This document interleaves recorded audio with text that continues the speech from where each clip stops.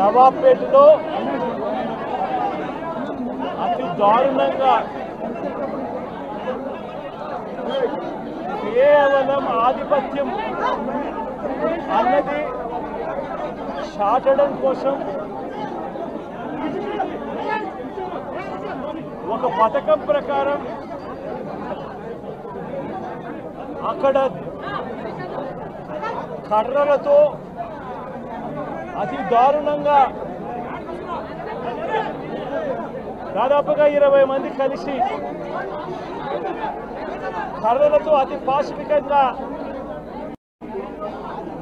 కొడుతూ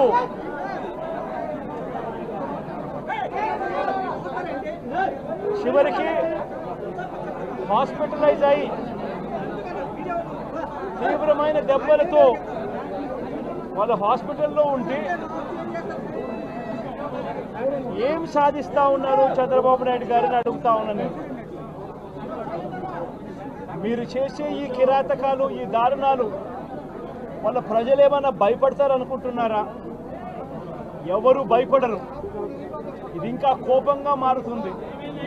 ఇది ఇంకా కోపంగా మారి చంద్రబాబు నాయుడు గారిని, తెలుగుదేశం పార్టీని రెండింటినీ కూడా బంగాళాఖాతంలో కలిపే పరిస్థితులు కూడా దారితీస్తాయి.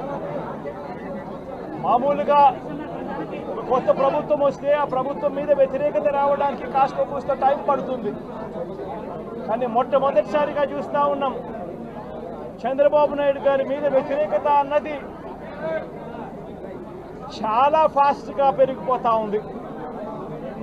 నిజంగా ముఖ్యమంత్రిగా ఉన్న వ్యక్తి గవర్నెన్స్ మీద ఫోకస్ పెట్టాల్సింది పోయి ఏం చేస్తూ ఉన్నాడు అన్నది ఒక్కసారి తనను తాను ప్రశ్నించుకోవాలి అని అడుగుతా ఉన్నా. ఈరోజు రైతులకు సంబంధించి వ్యవసాయం పూర్తిగా రైతు భరోసా సొమ్మును కూడా ఇవ్వకుండా, ఎక్కువ చేసి ఇస్తానన్న రైతు భరోసా సొమ్మును కూడా ఇవ్వకుండా రైతులకు మోసం చేశాడు. పిల్లలు బడులకు పోతా ఉన్నారు. ఎంతమంది పిల్లలు బడులకు పోతా ఉన్నారు అన్నది అందరికీ తెలిసిన లెక్కలే. ప్రతి సచివాలయంలోనూ ఎంప్లాయీస్ ఉన్నారు, మండల ఎడ్యుకేషన్ ఆఫీసర్లు ఉన్నారు. అయినా కూడా తల్లులను మోసం చేస్తూ అమ్మఒడి ఎగరగొట్టేశారు. ప్రతి పిల్లాడికి ఇస్తాను అని ఎన్నికలప్పుడు చెప్పిన హామీ నీకు 15,000, నీకు 15,000, నీకు 15,000, నీకు 15,000 అని చెప్పి ఆ ప్రతి పిల్లాడిని చూపించి ఇస్తాము అని చెప్పి ఆ పిల్లలను మోసం చేశారు. ప్రతి అక్క చెల్లెమ్మలను మోసం చేశారు.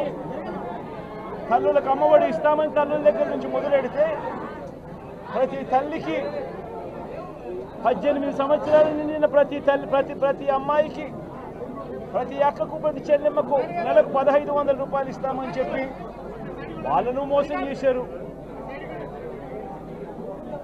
ఈరోజు ఫీజు రీయింబర్స్మెంట్ తీసుకుంటా ఉన్న పిల్లలు జనవరి, ఫిబ్రవరి, మార్చి క్వార్టర్ ఫీజులు రాలా. ఏప్రిల్, మే, జూన్ ఫీజులు, రెండో క్వార్టర్ కూడా ఫీజులు రాలా.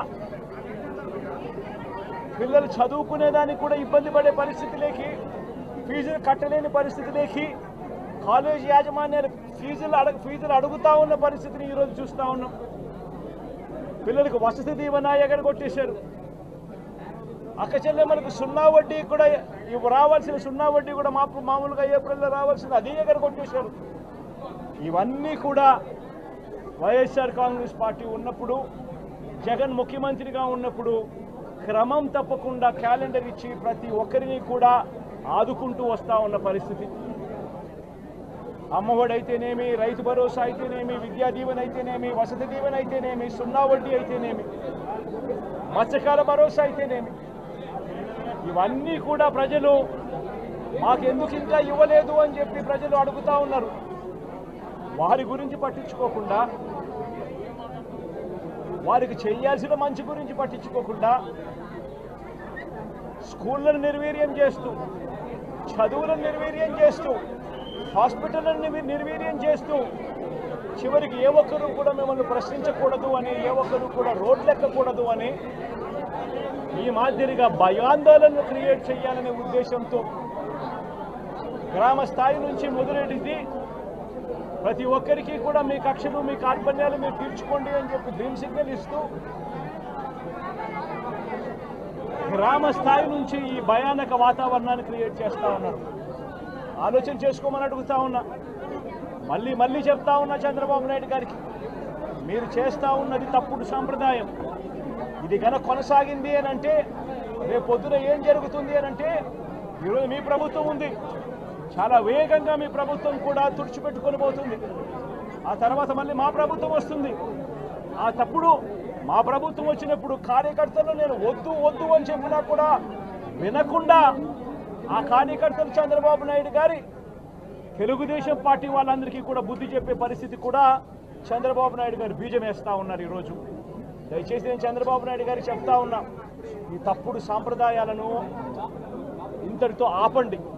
ఈ తప్పుడు సాంప్రదాయాలు పెద్దయ్యాయి, వృక్షాలైనాయి అనంటే ఆ తర్వాత ఆపడం ఎవరి చేత కాకుండా పోతుంది. ఇప్పటికే లా అండ్ ఆర్డర్ అనేది గాడి తప్పింది. ఇప్పటికే ఏం జరుగుతూ ఉంది అన్నది మీకే తెలియకుండా కూడా జరిగేంత దారుణమైన పరిస్థితిలోకి ఈరోజు లా అండ్ ఆర్డర్ పోతూ ఉంది. ఒక వైఎస్ఆర్సీపీ కార్యకర్తలే కాదు, వైఎస్ఆర్సీపీని అభిమానించే వాళ్ళే కాదు, చివరికి మహిళల మీద కూడా అగత్యాలు పెరిగిపోయినాయి, చిన్నపిల్లల మీద కూడా అగత్యాలు పెరిగిపోయినాయి. ఇష్టం వచ్చినట్టుగా రౌడీజం పెరిగిపోయింది. ఇష్టం వచ్చినట్టుగా ఎవరికి బుద్ధి పుడితే వాళ్ళు చేస్తూ ఉండే కార్యక్రమాలు జరుగుతూ ఉన్నాయి. లా అండ్ ఆర్డర్ పూర్తిగా గాడి తప్పిన పరిస్థితులు కనిపిస్తూ ఉన్నాయి. ఇప్పటికైనా చెప్తా ఉన్నాను, హెచ్చరిస్తూ ఉన్నాం, మరొకసారి కూడా చెప్తా ఉన్నాం. శుక్రవారం ఈ మధ్య కాలంలోనే జరిగిన ఇంకొక ఘటనలో ఏకంగా చంపేసిన ఘటన చూసాం నంద్యాలలో. శుక్రవారం నేను అక్కడికి కూడా పోతా ఉన్నాను. ఆ ఘటనను కూడా ఒకసారి రాష్ట్రం దృష్టికి, దేశం దృష్టికి కూడా తీసుకొని పోయే ప్రయత్నంలో భాగంగా అక్కడికి కూడా వెళ్ళి జరిగిన అగాత్యం, జరిగిన అన్యాయం అక్కడ కూడా హైలైట్ చేసే కార్యక్రమం కూడా చేస్తాం. ఖచ్చితంగా హైకోర్టు తలుపులు తడతాం, అవసరమైతే సుప్రీంకోర్టు తలుపులు కూడా తడతాం. ఇప్పటికే ప్రధాన రాజకీయ పక్షాలన్నింటికీ కూడా రాష్ట్రంలో జరుగుతూ ఉన్న అన్యాయాల గురించి వివరించడం జరిగింది. ఇక హైకోర్టు, సుప్రీంకోర్టు గడపలు కూడా గట్టిగా వాళ్ళ తలుపులు కూడా కొట్టే కార్యక్రమాలు గట్టిగా చేస్తాం. రాష్ట్రంలో జరుగుతూ ఉన్న ఈ అన్యాయాలు, ఈ ఆక్రందనల మీద ఎందుకు ప్రెసిడెంట్ రూల్ విధించకూడదు అని చెప్పి కూడా గట్టిగా వాళ్ళని అడిగే కార్యక్రమం కూడా చేస్తాం. గవర్నర్ గారిని కూడా ఈ విషయంలో కలగజేసుకోవాల్సిన అవసరం ఉంది అని చెప్పి కూడా గవర్నర్ గారిని కూడా ఈ సందర్భంగా విన్నపిస్తూ ఉన్నాం. ఇవన్నీ కనీసం మీరన్నా సుప్రీంకోర్టు జడ్జిగా పనిచేశారు, కనీసం మీ సమక్షంలో మీరు ఉండగానే ఇవన్నీ ఈ రాష్ట్రంలో జరుగుతూ ఉన్నాయి. దయచేసి మీరు కూడా కాస్తో కూస్తో చూసేసి ఉన్నట్టుగా పోకుండా మీరు గట్టిగా ఇన్వాల్వ్ కమ్మని చెప్పి గవర్నర్ గారిని కూడా ఈ సందర్భంగా విజ్ఞప్తి చేస్తూ ఉన్నారు.